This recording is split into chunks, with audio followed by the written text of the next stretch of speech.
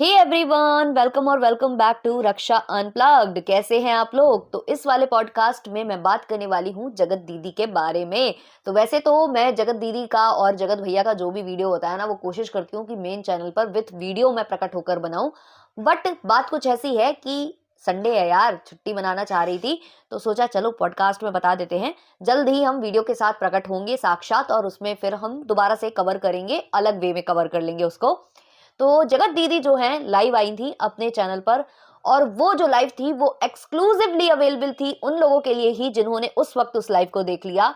वरना जैसे ही वो लाइव खत्म हुई वैसे ही दीदी ने उस लाइव को कर दिया डिलीट। अब दीदी जो है बुटीक में बैठी हुई थी, और वहां जो उनकी हेल्पर थी उसको पॉइंट आउट करते हुए कह रही थी कि ये साक्षी है कि कैसे डिलीट हो गई लाइव, कैसे डिलीट हो गई, ये लड़की साक्षी है। और मतलब तमाम बातें जो उनकी आदत है। मैं कभी कभी तो अपने मन की बात कर पाती हूँ, कभी कभी तो आपके सवालों का जवाब मैं दे पाती हूँ, लेकिन बताओ कैसा हुआ, वो लाइव ही डिलीट हो गई। अब मैं क्या करूँ गाइस, इसमें मेरी कोई गलती नहीं है। मैं तो मोबाइल के थ्रू आई थी, मैं तो मोबाइल का डेटा यूज कर रही थी, और वो घूमता गया, चक्कर घूमता गया, और वो फिर अपने आप ही डिलीट हो गया। अरे दीदी, ऐसा थोड़े ना होता है। ये तो अरे आपने ना एक कंट्रोवर्सी करने की कोशिश की है, क्योंकि अभी आप चिक चिक कर चिल्ला चिल्ला कर अपने एक्शंस के थ्रू ये बताना चाह रहे हो कि आओ मुझ पर ध्यान दो, मुझ पर रिएक्शन बनाओ। और उसके ही मुद्दे आप कहीं ना कहीं दे रहे हो, क्योंकि ऐसे डिलीट करना इजी नहीं होता है, अपलोडिंग पर जाती है लाइव। बट आप इससे पहले भी तो कई बार लाइव आ चुके हो, अपने बुटीक से लाइव आ चुके हो, और तब भी आप शायद डेटा ही यूज करते होगे। तो ऐसा तो नहीं है कि डेटा इतना कम आपके मोबाइल में था, या आपके वहां पर इतना मतलब इतनी दिक्कत आ गई कि अपलोड ही नहीं हो पाई वो है। मतलब हजम नहीं हो रही हमें बात की।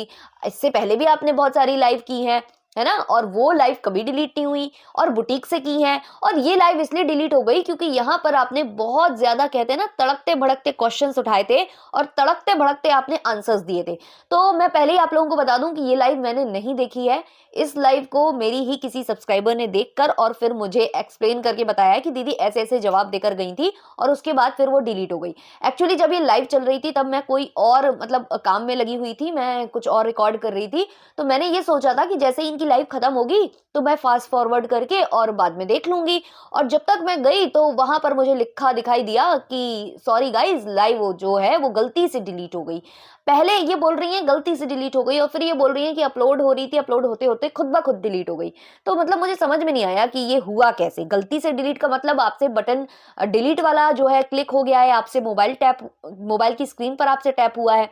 और दूसरी तरफ आप बोल रहे हो अपने वीडियो में कि ऐसा ऐसा हो गया था, मतलब हजम नहीं हुआ। और इन्होंने पूरा एक व्लॉग छाप दिया उसके लिए, और अपनी मम्मी से भी बोल रही है, मम्मी मैंने लाइव की थी मम्मी, मम्मी वो लाइव डिलीट हो गई मम्मी, अब क्या करूं मम्मी।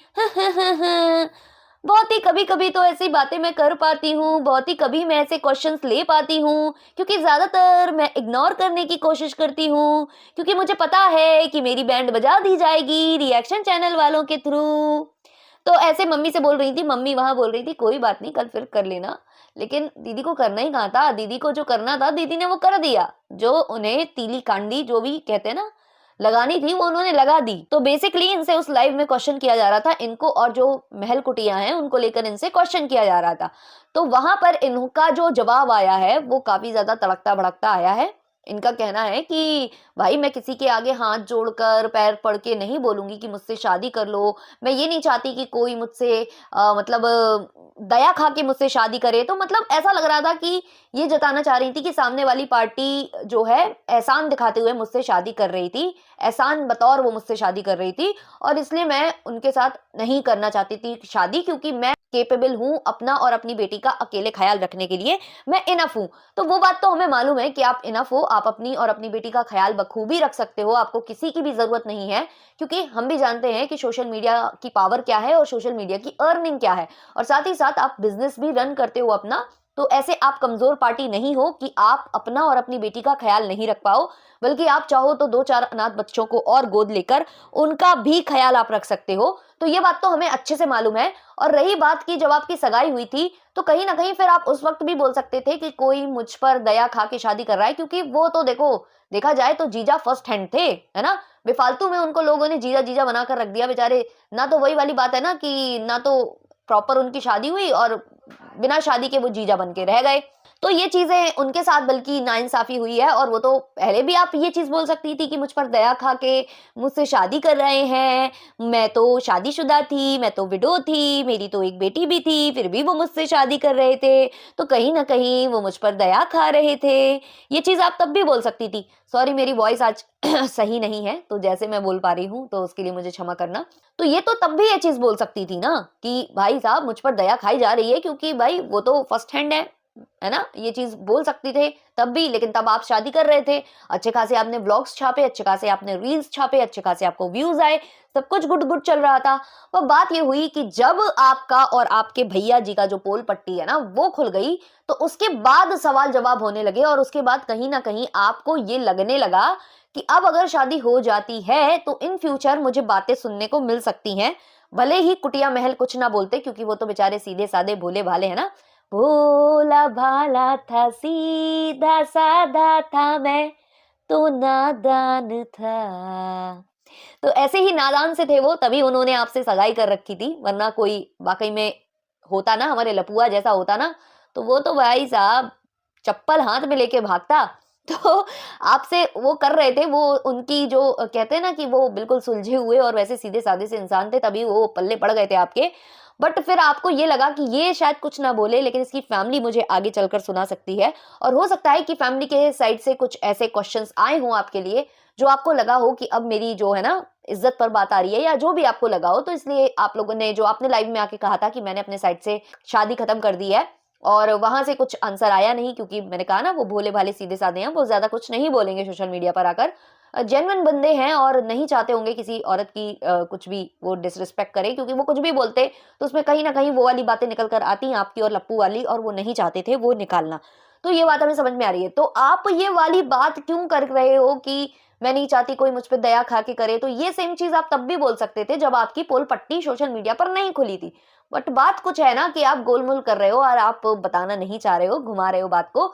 और दीदी को काफी ज्यादा तकलीफ है। दीदी का कहना है कि भाई मेरा नाम उनके साथ मत जोड़ा करिए, मत जोड़े उनके साथ, मेरे नाम को मत लिया करिए, उनके साथ थंबनेल लगाकर वीडियो मत बनाया करिए, आपको जो बोलना है वही बोलिए जो सच है, ऐसे मेरा नाम उनके साथ मत जोड़िए, और अब हम दोनों की शादी कभी नहीं होगी, इसलिए उनकी और मेरी फोटो साथ में थंबनेल पर मत लगाया करिए। मगर मैं तो लगाऊंगी दीदी, मैं तो लगाऊंगी, क्या करें, हम लोग तो आदत से मजबूर हैं दीदी, तो हम तो लगाएंगे, क्योंकि अब क्या करें, आप खुद ही उनका नाम ड्रैग कर रहे हो। आप चाहते तो वो जो कमेंट्स आ रहे थे आप इग्नोर कर सकते थे, जो इतने टाइम से कर रहे थे, बट आपने नहीं किया, क्योंकि आपको लग रहा था कि अब हमारी बातें होना बंद हो चुकी हैं सोशल मीडिया पर।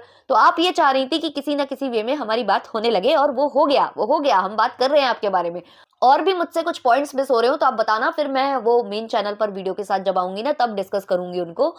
तो ऐसा भी बोला गया है कि दीदी जो है अपना जो पहला वाला ससुराल था वहां जो है अपना बेडरूम वगैरह तैयार करवाने जा रही हैं, ऐसा कुछ भी उन्होंने लाइव में बोला है। तो अचानक से ये ससुराल और ससुराल की जो गलियां हैं वो याद क्यों आने लगी हैं, ससुराल का घर क्यों याद आने लगा है? वो इतना बुरा ससुराल इतना अच्छा कैसे अचानक से हो गया है, मुझे समझ में नहीं आया। क्या प्रॉपर्टी क्लेम करनी है क्या दीदी को अब वहां से, क्योंकि अब दीदी को जो है दूसरी वाली जो कह रहे थे ना नया वाला घर बसता, तो नया वाला तो बसा नहीं, तो अब पुराने वालों के गले में टंगना है जाके दीदी को।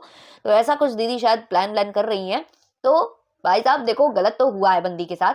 मैं ये भी नहीं कहूंगी कि बंदी पूरी सही है, बंदी भी गलत थी, बट इसके साथ ज्यादा गलत इसलिए हुआ है, मैं इसलिए मानती हूँ क्योंकि जो बंदा जिसने इनके साथ गलत किया, जो टोटली मतलब इनके साथ मतलब कहा जाए ना 100% उसकी भी गलती थी, 50-50 दोनों थे, तो उसको इतना नहीं मिला है हेट देखा जाए तो, जबकि उसने तो गंदगी भी करी, उसने अपनी औरत को भी चीट किया, वो रिलेशनशिप में भी था अपनी बहन के साथ, है ना। सब कुछ होने के बावजूद वो जो है अपनी सालगिरह मना रहा है, 5 ईयर कंप्लीट होने के उपलक्ष्य में वो दोबारा से शादी वादी कर रहा है, फरमान मलिक को वो कॉपी कर रहा है, और बुलाता घूम रहा है सारे जो उनके कह रहे हैं ना जो दोस्त यार हैं उनको, यूट्यूब वाले जो क्रिएटर इवेंट वो करता घूम रहा है।